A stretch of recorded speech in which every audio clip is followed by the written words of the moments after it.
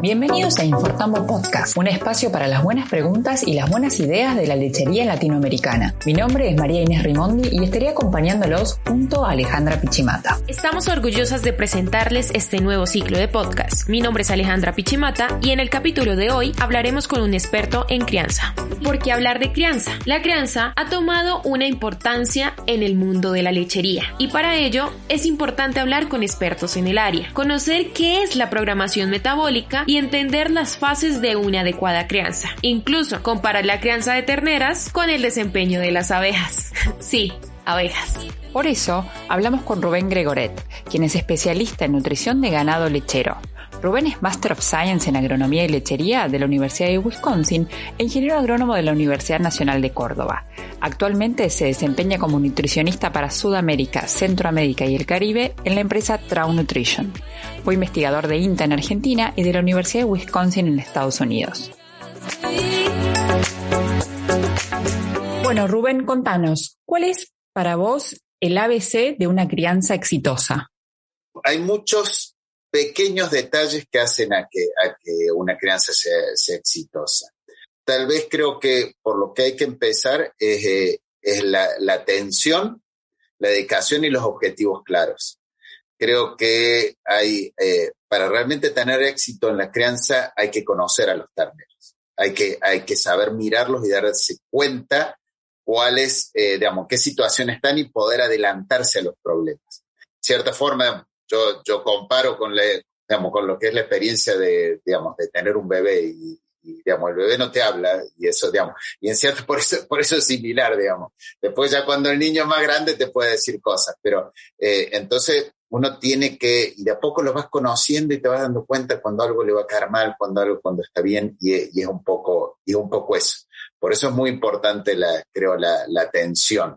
Y sí, y los objetivos claros, porque saber a dónde uno quiere ir. Más allá que nosotros trabajamos o estamos convencidos de la importancia de la programación metabólica, crecimiento acelerado o lifestyle, como nosotros lo llamamos de la compañía, también dentro de cada empresa hay una decisión de qué es lo que uno quiere hacer. Entonces, lo importante es tener el objetivo claro de qué es lo que quiero y en base a eso trabajar. Lo que nosotros recomendamos en realidad es para tener una crianza exitosa, trabajar para maximizar el crecimiento lo antes posible, porque tenemos datos que muestran que esto es muy beneficioso. Y en base a eso, para tener éxito, creo que hay que tener claro que hay dos fases dentro de la crianza. Una que es la que tiene que ver con el crecimiento, el lograr ese alto crecimiento, y el otro, la fase de desarrollo ruminal, porque yo quiero maximizar el crecimiento, pero quiero tener un animal que sea funcional dentro de mi sistema. Y si bien son, las marco como dos fases distintas, en realidad están superpuestas una con otra, pero es como que las tengo que tener claro. Y dentro de esas dos fases, a su vez, tengo etapas a las que tengo que ir poniéndole atención para lograr este éxito, que tiene que ver con el calostro. Y el calostro, históricamente lo hemos pensado solo como inmunidad, y en realidad es inmunidad y desarrollo del intestino. Entonces va más allá de ese calostro suministro recién nacido, y después tiene la etapa de la parte láctea y la etapa del alimento sólido, que se van superponiendo uno con otra, pero que una tiene más importancia al principio y la otra tiene la importancia después. Y por último, creo, para redondear la idea de la crianza exitosa, es tener en claro cuál es la función de cada uno de los alimentos. ¿Para qué es el calostro? ¿Para qué es la leche? ¿Para qué es el agua? ¿Para qué es el alimento iniciador? ¿Para qué es el forraje? Entonces, cuando yo sé para qué uso cada cosa, lo pongo donde corresponde y tengo un buen resultado. Bien, Rubén, me gustaría arrancar con la siguiente pregunta. En las crianzas de terneras que viste o has visitado en Latinoamérica, ¿qué creerías que podrían aprender unas de las otras? A mí me encanta la posibilidad esta que tengo de visitar regiones, por un lado, tan distintas y por otro lado, cuando se encuentra de que al final, muchas veces la pregunta, ¿y cómo es el productor de leche? En cierta forma son iguales en todo el mundo, con más o menos las mismas preocupaciones. Obviamente el ambiente es distinto y tiene que resolver cuestiones distintas. Entonces creo que la mayor diferencia uno las encuentra más entre productores que entre países. Por supuesto, el clima te condiciona y hay en regiones donde yo me tengo que preocupar más del frío, en otras donde me tengo que preocupar más de la lluvia, en otras donde el clima es muy benévolo y yo puedo estar más relajado. Y sobre todo, entonces, digamos, la diferencia de lo que uno tiene que empezar a observar mucho tiene que ver sobre todo con infraestructura. Después, digamos, las personas son similares o distintas en el mundo y uno se encuentra con gente dedicada dentro de su cultura en las distintas crianzas. Entonces, yo por ahí muchas veces esto lo pienso como, porque de hecho la pregunta surge, quiero ver de mejorar mi crianza, ¿a dónde me sugerís que vaya a visitar para poder aprender? Por eso, probablemente desde el punto de vista infraestructura, a lo mejor en Chile es donde yo puedo encontrar donde hay una mayor inversión. No necesariamente son buenas todas las inversiones que uno ve, pero como que hay un poco más de dedicación a lo que voy a hacer para cuidar mis terneros. Encuentro, por supuesto, infraestructuras muy variables, pero puedo encontrar algunas muy buenas, muy bien pensadas. Tal vez lo que no voy a encontrar tanto en Chile es a lo mejor la dedicación al desarrollo del ternero, o sea, ese convencimiento de alimentar lo máximo posible. Que sí, por sorpresa, lo encuentro en zonas a lo mejor con menos tradición lechera, como pueden ser en general las zonas de lechería subtropical. En la zona de lechería subtropical es como que tal vez porque quieren demostrar que estos animales cruzan, tienen un gran potencial de producción, es más fácil que adopten las nuevas tecnologías en tema de alimentación. Entonces, por eso creo, en cada lugar, en cada país uno aprende pequeños detalles que te sirven para aplicarlo en otros y bueno, sí, creo que uno no puede ser la gente ahí, no, hay en tal lugar donde hacen las cosas. Perfecto, Rubén. Y en ese sentido, borrando un poco las fronteras, ¿no? ¿Hay un común denominador entre estas crianzas que están trabajando mejor, digamos, que tienen menor índice de mortalidad, mejor índice de ganancia de peso? ¿Hay algo que vos identifiques más allá del sistema, más allá del país? Todas estas crianzas le ponen foco a esto. Sí, y digamos, es interesante porque muchas veces, incluso cuando uno se va acercando a los terneros, ya tenés la idea de que, acá seguro que están haciendo las cosas bien. Y tiene que ver un poco con lo que te decía en la primera pregunta, y que tiene que ver con la dedicación. Entonces, a lo mejor, por eso, incluso antes de ir a ver los terneros, ya te das cuenta cuando el productor ya sabe perfectamente qué es lo que está pasando en su bachera, ternerera o crianza de ternero. Así como te das cuenta en otros que ya por cómo te reciben y las preguntas, este va por otro lado porque ni siquiera sabe lo que está haciendo. Y después, digamos, entonces como aspecto común uno viene, bueno, esta dedicación, la higiene, el orden, digamos, estamos trabajando con este grupo de animales que sobre todo en los primeros días de vida es un poco más susceptible, entonces la higiene y el orden hace mucho. El confort, todas esas, digamos, estas crianzas que funcionan bien tienen su animal en condiciones confortables y bueno, y por supuesto la alimentación. Aquellas crianzas que son exitosas, la alimentación no se restringe. Y que no se restringe no implica que se dé cantidades enormes de alimento, sino que está pensado. Entonces, una alimentación sin restricción pueden ser los 900 gramos de sólido de leche por día o los 6 litros, pueden ser los 8 litros con 1,2 kilos por día, y son porque responden a objetivos distintos, pero ya cuando llegamos a niveles no está restringido. Uno se encuentra un punto también importante que yo a su vez le trato de transmitir al productor cuando tiene que evaluar qué es lo que se está haciendo en su crianza. Yo cada vez que voy a ver los terneros, yo me tengo que encontrar que al frente de los terneros hay agua y hay alimento. Entonces, si hay esas dos cosas, quiere decir que realmente siempre hay. Cuando uno entra a ver los terneros y ve que falta alguna de estas cosas, pues me digan, no, que recién yo, algunas veces puede ser que justo estaban haciendo un trabajo y no había, pero la verdad que si uno entre justo no hay, es probablemente también muchas veces no haya. Bien, hablemos un poco de los sustitutos lácteos. Siempre se mencionan, pero sigue existiendo mucho tabú al respecto de este elemento. Por eso me gustaría que nos dijeras cuándo empezar a incorporarlos, para qué sistemas son ideales y cuáles son los secretos de un buen uso de un sustituto lácteo. El tema sustituto lácteo sí es, digamos, es complicado y en cierta forma yo tengo una presentación donde hay 2 fotos de 2 sustitutos lácteos y son básicamente los, más de que después hay variaciones, pero los 2 son, digamos, todos son un polvito blanco. Entonces es muy difícil evaluarlos simplemente a la vista. Y hay una gran variación de sustitutos lácteos. La oferta es muy amplia.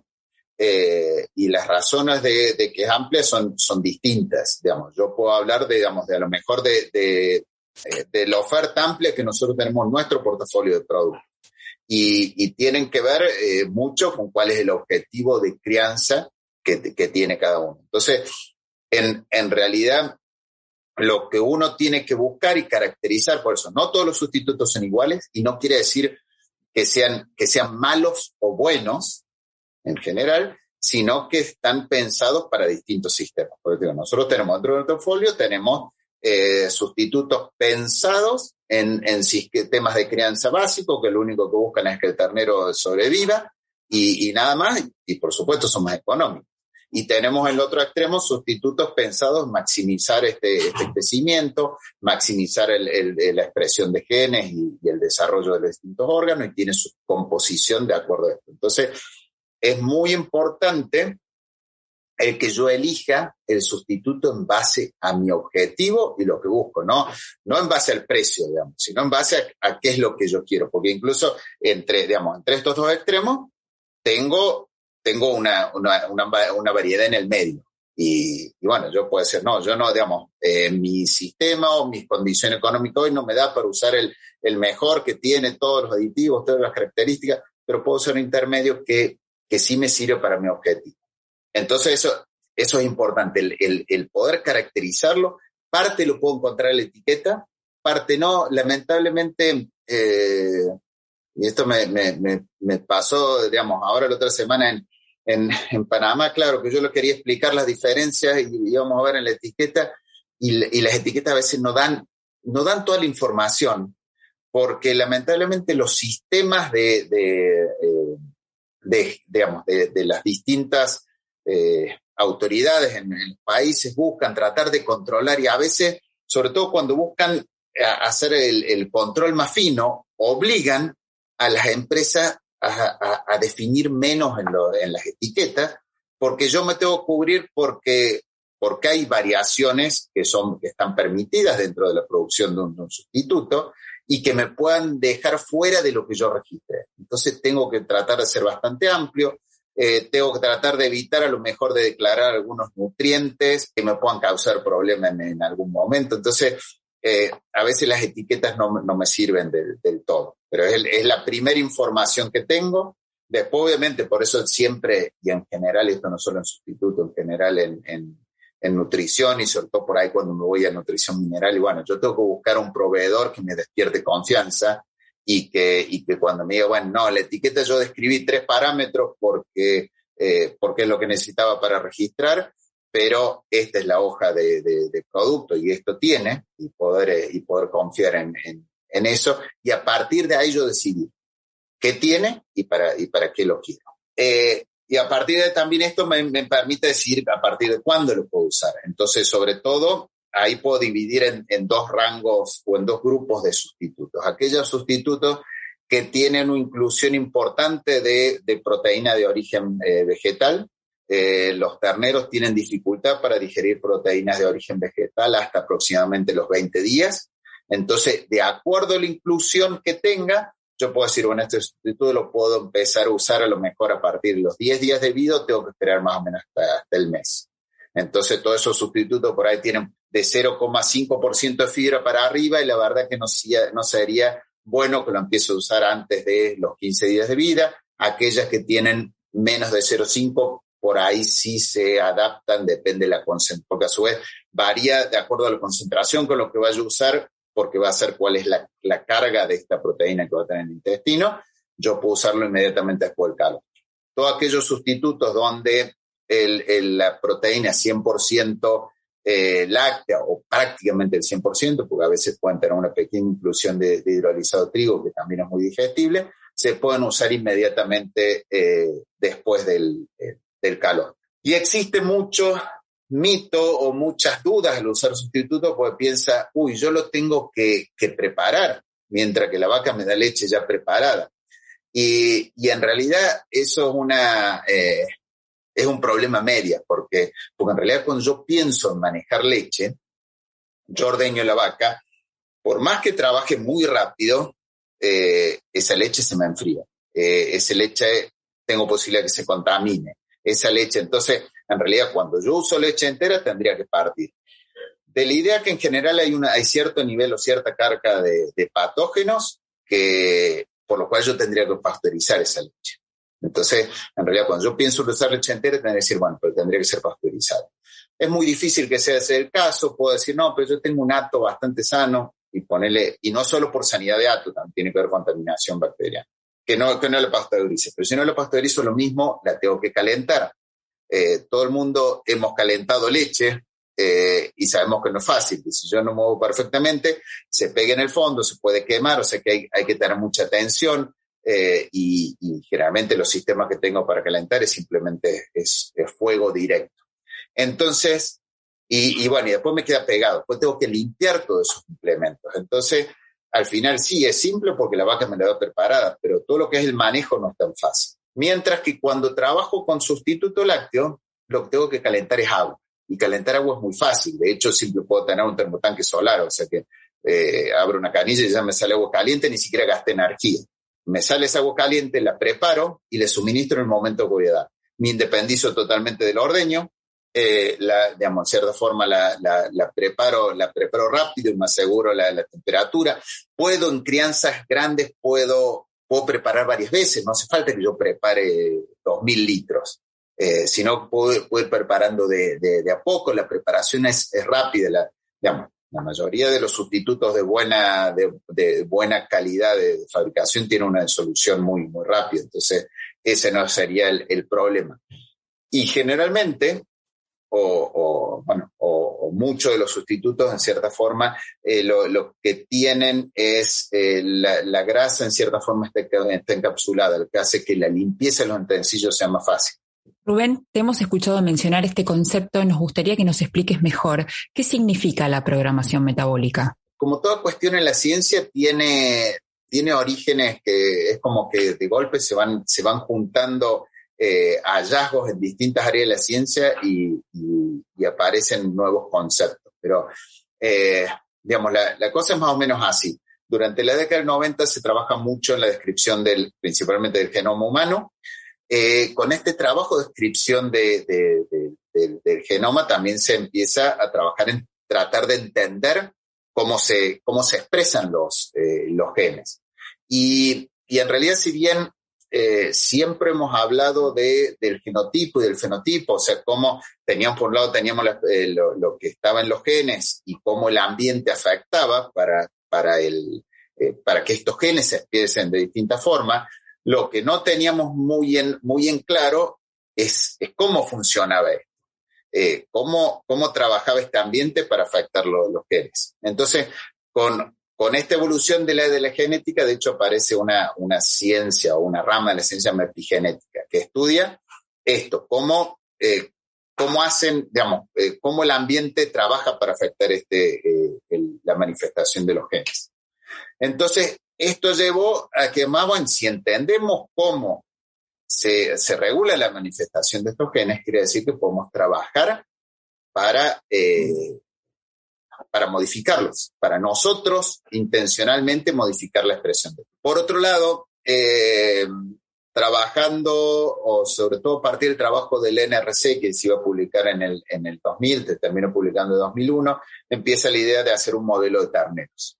al trabajar para hacer modelo de terneros, lo que se dan cuenta es que en realidad lo que se estaba haciendo, o la forma que se alimentaban los terneros, no se cubría las necesidades de estas terneras. Y a su vez se ve que entonces si yo trabajo para alimentar mejor, también empiezo a ver que empiezan a expresar los genes, o estos terneros se empiezan a expresar distintos. Esto lleva, por eso son más de 20 años de distintos trabajos de investigación que van mostrando de distintas formas cómo yo, el alimentar o el trabajar en alimentación en los primeros días de vida, puedo hacer que estos animales se expresen distintos después en su nivel de producción, a lo que llegamos a tener información hoy, sobre todo a partir de un ensayo longitudinal que estamos llevando adelante en Trauco, porque empezó hace 5 años y todavía sigue, donde queremos ver cómo afecta realmente la alimentación de los terneros de inicio hasta durante el resto de su vida. Y ahí se han tomado muestras para medir expresión genética. Y entonces lo que podemos ver que de distintos genes para caracterizar algunos metabolitos de cuando el ternero recién nace, a tomar la muestra de esos mismos genes y medir expresión genética 50 días después, vemos cómo se muestran expresiones totalmente distintas. Entonces, lo que hemos podido probar es que cambiando la alimentación, o sea, generando un estímulo, nosotros podemos generar animales totalmente distintos.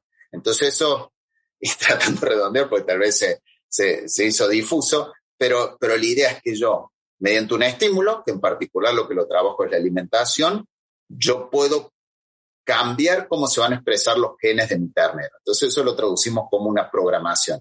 Nosotros en el proceso de alimentación estamos cambiando la programación de estos terneros.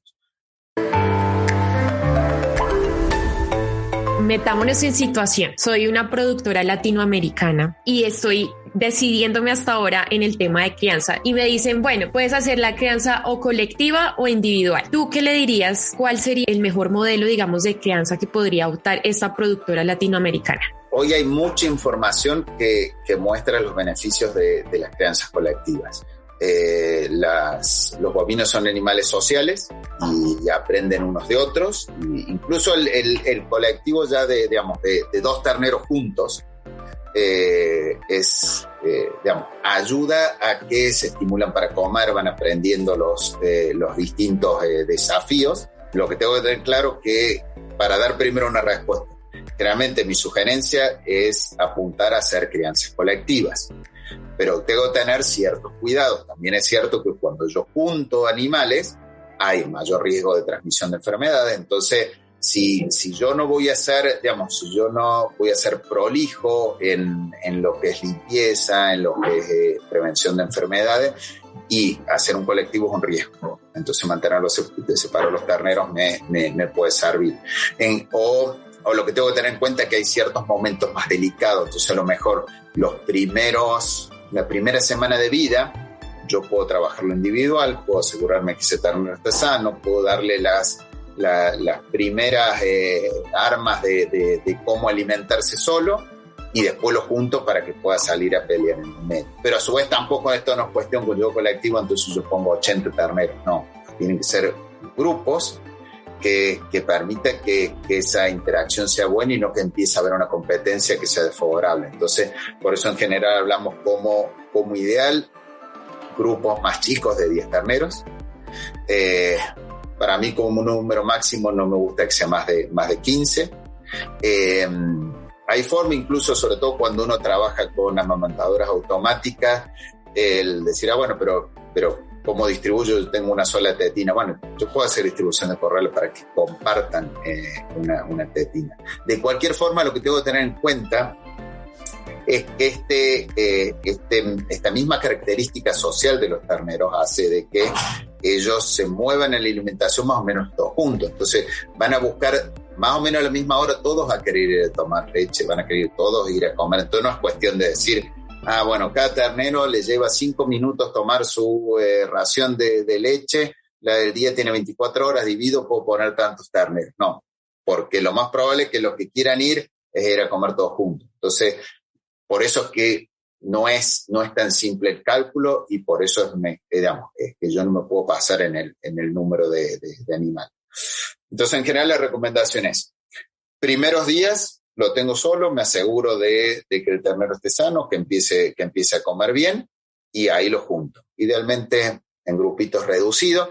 Ahí también lo que empieza a ser más importante la observación, porque yo ya no tengo consumos individuales, entonces si el que está encargado de cuidarlo no los conoce y no se da cuenta cuando hay un ternero que está yendo a comer menos, sobre todo desde el punto de vista del iniciador, porque el iniciador siempre conviene que sea en una batea, no conviene las máquinas que alimentan porque se estimulan entre ellos. De hecho, una de las ventajas de la crianza colectiva es el mayor consumo de alimento iniciador y mejor desarrollo del rumen. Entonces, ahí yo no voy a saber bien cuánto consume cada uno.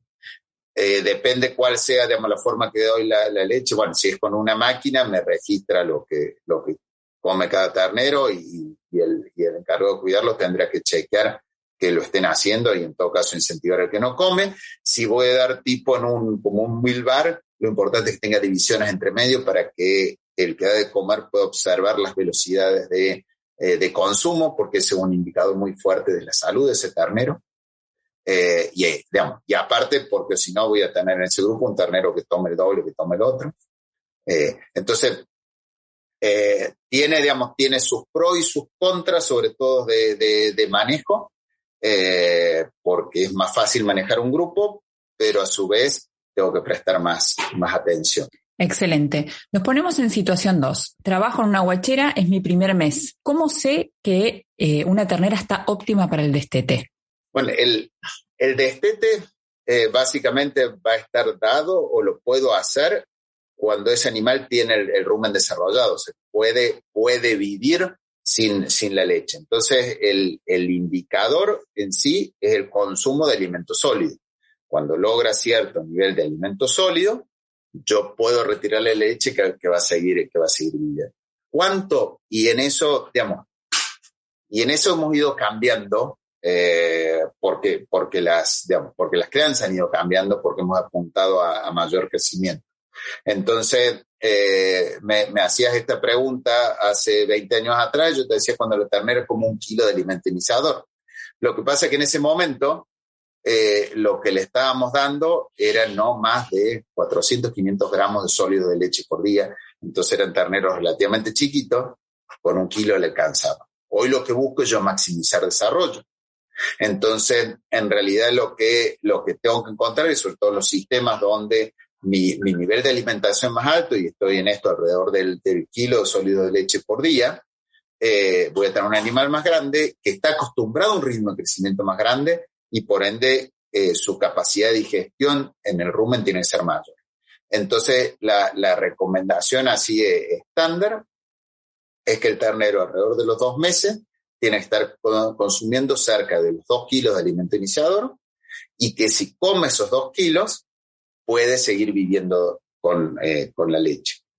Lo que hay que tener también en cuenta acá, y eso también lo hemos aprendido en los últimos años y con esto del desarrollo, es que yo tengo que trabajar en el desarrollo y en esta programación metabólica como mínimo los primeros 45 días de vida del ternero. Entonces, tampoco sirve que yo me adelante.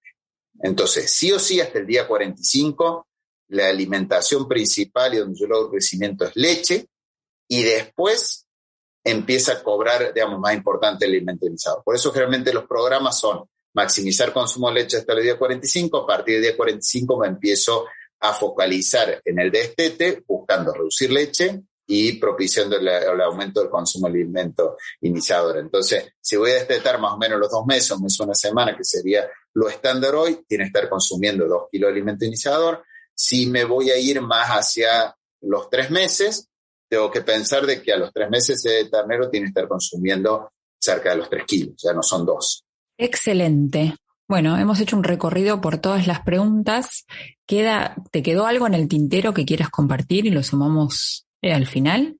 No, simplemente por eso creo, y es un poco con lo que empecé, que me preguntabas del ABC, y creo que eso es, en cierta forma podemos resumir todas las preguntas que vinieron después en lo que hablamos al principio. Y creo que para tener una crianza exitosa hay que conocerla, hay que tener muy claro qué busco y tener muy en claro qué busco en cada alimento. Excelente, me parece que quedó clarísimo. Y lo inédito de este concepto, ¿no? A ver, ¿para qué sirve cada alimento y cuándo incorporarlo y cómo medirlo? Me parece que quedó muy bien. Tal cual. Yo estaba viendo un estudio que ustedes tienen publicado que habla sobre lo que decías de epigenética, pero lo comparaban con las abejas. Entonces me generaba mucha duda saber, o sea, cómo es esa comparación. No sé si nos puedas mencionar un poquito de eso. Ese estudio es muy interesante y sobre todo porque uno las abejas, digamos, creo, a menos que uno realmente viva muy metido dentro de una ciudad, pero es como que el contacto del humano con las abejas siempre ha sido muy, muy cercano. Y muchas personas deben conocer perfectamente, deben haber escuchado hablar de reinas, deben haber escuchado hablar de obreras y de zánganos.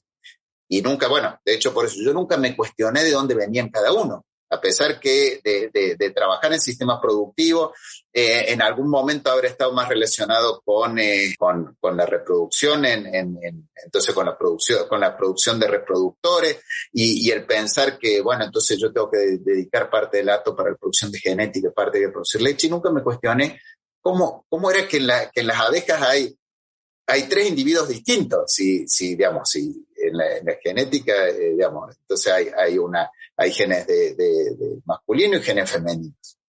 Y claro, la naturaleza se encontró con este desafío, y yo lo armo como un cuentito, digamos, de pensando en lo que tenía que resolver la naturaleza. Dijo, si yo hago como en las otras especies donde hay machos y hembras y cada uno tiene su función, pero lo que pasa es que generalmente se generan estos problemas de quién se reproduce. Y es como vemos en la mayoría de las especies, como hay luchas para quién es el jefe de la manada o quién se va a reproducir y quién no. Bueno, distintas resoluciones tiene la naturaleza en ese sentido. En esto es como que dijo, es un animal muy chiquitito la abeja, si le hago perder el tiempo peleando para quién se reproduce, ¿cómo me aseguro de cuando no haya comida, cuando no haya alimento, que la población esta sobreviva? Y entonces dijimos, tengo que tener un individuo que se dedique a trabajar y a colectar la comida y otros 2 que se dediquen a reproducir.